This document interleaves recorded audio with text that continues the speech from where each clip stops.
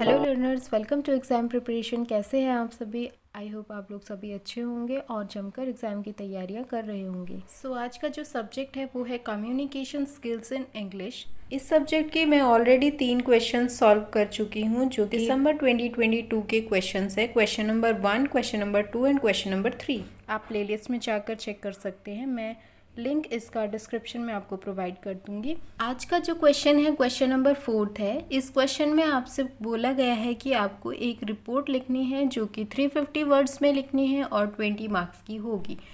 सबसे पहले एक बार क्वेश्चन को रीड आउट कर लेते हैं जिससे हमें पता चलेगा कि हमें किस टॉपिक पर रिपोर्ट लिखनी है। और इसके बाद मैं आपको बताऊंगी कुछ इम्पॉर्टेंट चीज़ें जो कि रिपोर्ट लिखने के लिए बहुत इम्पॉर्टेंट है आपके लिए जानना। और अगर आपको ये चीज़ें नहीं पता है और आप फिर भी रिपोर्ट लिख रहे हैं तो आपकी मार्क्स डिडक्ट हो सकते हैं। ये कुछ हार्ड नहीं है, बहुत ही आसान है। सिर्फ आपको फॉर्मेट का ध्यान रखना है और थोड़ी ग्रामर का ध्यान रखना है, बाकी आपके मार्क्स डिडक्ट नहीं होते हैं इसमें। क्वेश्चन है, a fire broke out recently in your residential complex. तो आपके रेसिडेंशियल कॉम्प्लेक्स में आग लगी है। As an office bearer of a residence welfare association you have been asked to investigate and submit a report with your findings and suggestion to prevent such accident.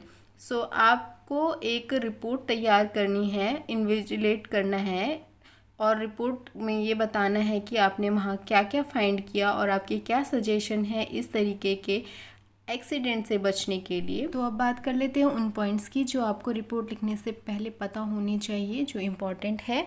सबसे पहले जो report होती है वो आपकी बॉक्स में लिखी जाती है, जैसे आप आर्टिकल लिखते हैं उसी तरीके से। उसके बाद आपको देनी होती है टाइटल मतलब उसकी हेडिंग कि किस बारे में आप रिपोर्ट लिख रहे हैं।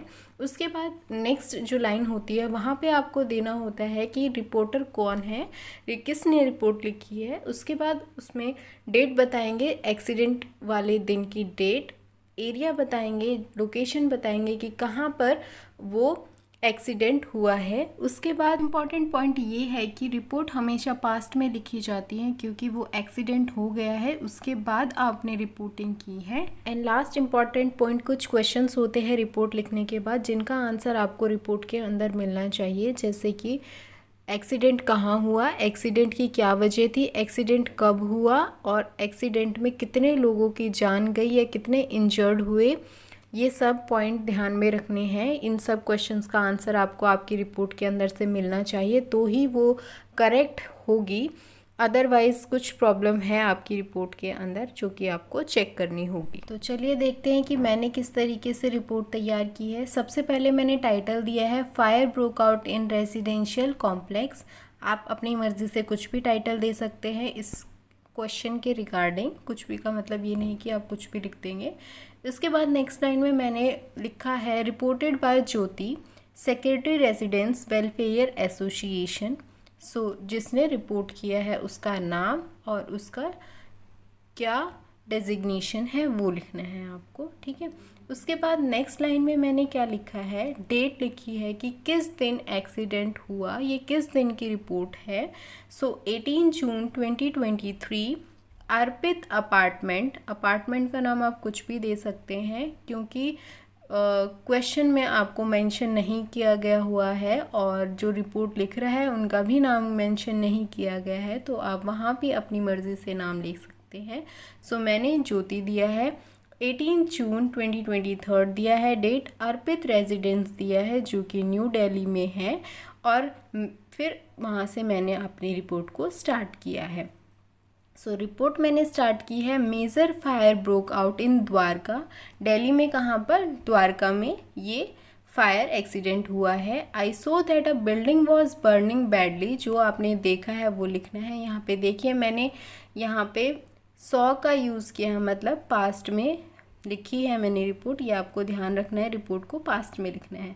आई saw that a building was burning badly and a large number of people were extinguish the fire with the help of water. और बहुत सारे लोग कोशिश कर रहे थे कि पानी से आग को बुझाया जाए। ये बहुत इंपॉर्टेंट है, लोग ऐसा करते हैं कि तब तक कोई हेल्प आ रही है तो हम खुद से ट्राई करते हैं कि सिचुएशन को कंट्रोल में किया जा सके। और एक चीज़ और मैं यहाँ बता देती हूँ जो आपको ध्यान में रखना है कि एक ही पैराग्राफ में पूरी रिपोर्ट ख़त्म नहीं करनी है। आप स्टेप वाइज पैराग्राफ लेंगे तो रिपोर्ट का इम्प्रेशन अच्छा पड़ेगा, जिससे कि आपके मार्क्स डिडक्ट होने की सिचुएशन नहीं आएगी। कम मार्क्स डिडक्ट होंगे अगर आपने कुछ गलतियाँ की होंगी तो। ओके, अब देखते हैं next para. There were total 4 floors in the building and the fire was started on the second floor of the building.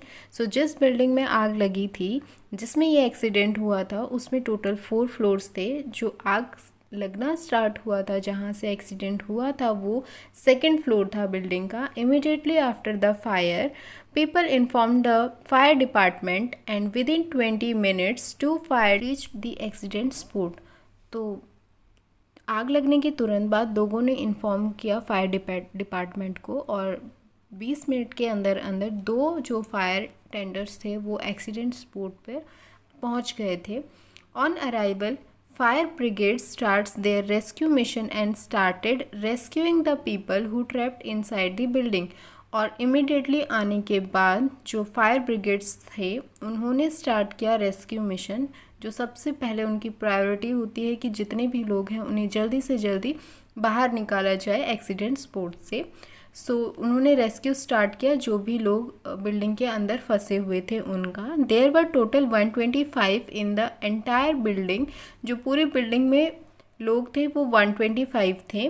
From home majority of people get out immediately after the fire. जिनमें से बहुत सारे लोग ऐसे थे जो आग लगने के तुरंत बाद बाहर आ गए थे बिल्डिंग से।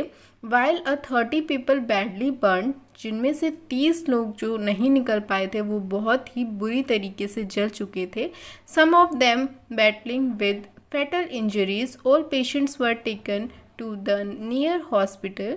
और जिनमें से जो इंजर्ड लोग थे और जो जले हुए लोग थे उनको पास के हॉस्पिटल में एडमिट किया गया, वहाँ ले जाया गया। And 9 people dead on the spot. 9 लोगों की जान चली गई थी। Fortunately the fire could not reach the top floor and after 3 hours hard work the fire was brought under control. खुशकिस्मती से जो टॉप फ्लोर था बिल्डिंग का वहाँ तक आग नहीं पहुँच पाई थी और 3 घंटे की कड़ी मेहनत के बाद जो फायर डिपार्टमेंट के लोग थे उन्होंने फायर पे काबू पाया, उन्होंने फायर को अंडर कंट्रोल किया। After that a proper investigation was done by a team of police and forensic department and later it was told that the cause of fire was an electric short circuit.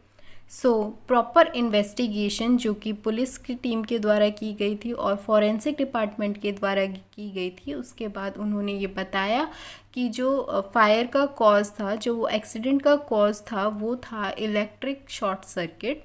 सो ये आपने लिख दिया है पूरा report कि क्या क्या हुआ था। अब क्वेश्चन में आपसे एक चीज़ और पूछी गई थी कि जो ये एक्सीडेंट हुआ था उसको किस तरीके से रोका जा सकता था या उससे किस तरीके से आप बच सकते थे। उसके लिए आपसे सजेशन मांगे गए हैं। कुछ सजेशन आपको बताना है कि किस किस तरीके से आप इस एक्सीडेंट से बच सकते थे। तो मैंने यहाँ पे 4 पॉइंट्स लिखे हैं। आपका जितना मन करे आप उतना लिख सकते हैं, लेकिन क्वेश्चन को ध्यान में रखना है कि 350 वर्ड्स के अंदर ही आपको इसको ख़त्म करना है। सो 4 पॉइंट्स में सबसे पहले पॉइंट मैंने लिखा है कि my first advice is to do periodic maintenance. जो पहली मेरी एडवाइस है वो ये है कि आपको जो इलेक्ट्रिसिटी की मेंटेनेंस होती है वो टाइम टू टाइम करते रहना चाहिए ताकि कोई बड़ा हादसा ना हो।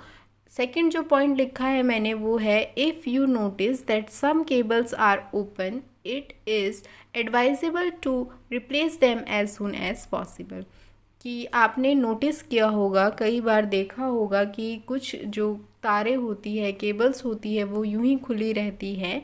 इससे जल्दी से जल्दी जितना हो सके उसको रिप्लेस कर देना चाहिए क्योंकि वो भी बहुत ख़तरनाक होता है। अगर शॉर्ट सर्किट नहीं भी होता है तो बाय चांस किसी का हाथ भी उस पर लग सकता है और आपको इलेक्ट्रिक शॉक लग सकता है। सो ये भी एक प्रिवेंशन हो सकता है आपका इम्पॉर्टेंट।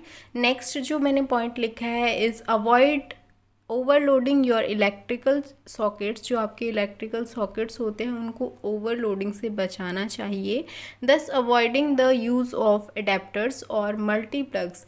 उनको इस चीज़ से बचना चाहिए कि जो आप एडेप्टर यूज़ करते हैं या मल्टीप्लग्स यूज़ करते हैं वो ना किया जाए, क्योंकि उससे इलेक्ट्रिसिटी पे बर्डन पड़ता है, बहुत ज़्यादा पावर कंजप्शन हो जाता है क्योंकि आप बहुत सारे मल्टीप्लग्स का अगर यूज़ करते हैं तो। और मैंने लास्ट पॉइंट ये लिखा है कि important to respect the limit of the electricity consumption written on the socket. आपके सॉकेट पर ये लिखा होता है कि कितना इलेक्ट्रिसिटी कंजप्शन उस सॉकेट के द्वारा किया जा सकता है, क्या उसकी लिमिट है। तो which are usually around 1500 watts, जो कि उसकी लिमिट होती है 1500 वॉट्स। तो उसके रिस्पेक्ट में ही उसका यूज़ आपको करना चाहिए। तो ये कुछ पॉइंट्स थे जो कि प्रिवेंशन के लिए आप यूज़ कर सकते हैं, उसको प्रिवेंशन के तौर पे यूज़ कर सकते हैं इस तरीके के हादसे से बचने के लिए।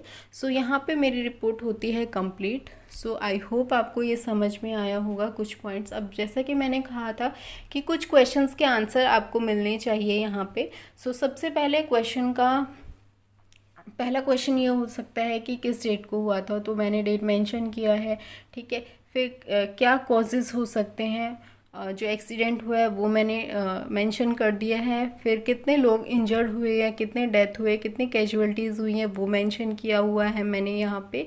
फिर उसके बाद स्पेस मतलब प्लेस मैंने मेंशन कर दिया है। तो ये सब क्वेश्चंस के आंसर आपको इस रिपोर्ट से मिल रहे हैं, तो इसका मतलब ये सही लिखा है आपने रिपोर्ट और पास्ट में लिखी है आपने रिपोर्ट। सो आई होप अब आपको रिपोर्ट लिखने में कोई भी प्रॉब्लम नहीं होगी, किसी भी टॉपिक पे आप रिपोर्ट लिख सकते हैं। अब लास्ट में एक छोटी सी रिक्वेस्ट, प्लीज़ अगर आपको मेरा कंटेंट पसंद आता है, आपको वैल्यूबल लगता है, तो प्लीज़ मेरे चैनल को सब्सक्राइब कीजिए, लाइक कीजिए और जितना हो सके अपने फ्रेंड्स को शेयर कीजिए ताकि वो भी बेनिफिट ले सके, एग्ज़ाम में अच्छा स्कोर कर सके। और प्लीज़ सब्सक्राइब कर दीजिए क्योंकि मैं बहुत मेहनत कर रही हूँ आप लोगों के लिए, लेकिन मुझे रिस्पांस नहीं मिल रहा है। ये बहुत ही बेकार चीज़ है, अच्छा नहीं लगता है मुझे, थोड़ा सा मुझे भी मोटिवेशन मिलना चाहिए। आई होप आप मेरी बात समझ रहे हैं। Thank you so much for watching this video.